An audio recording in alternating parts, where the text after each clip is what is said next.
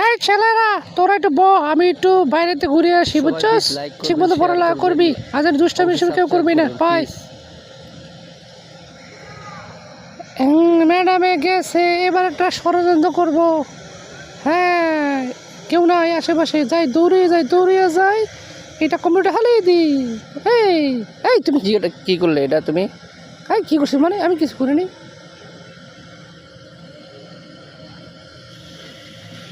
এই এটা কে করেছে? কোন বদমাশি করেছে? এটা কেন করেছে? এই ম্যাডাম এ করেছে, ছেলেটা করেছে। হ্যাঁ দাঁড়াও, কেন করেছো? ভাই কি জন্য করেছো?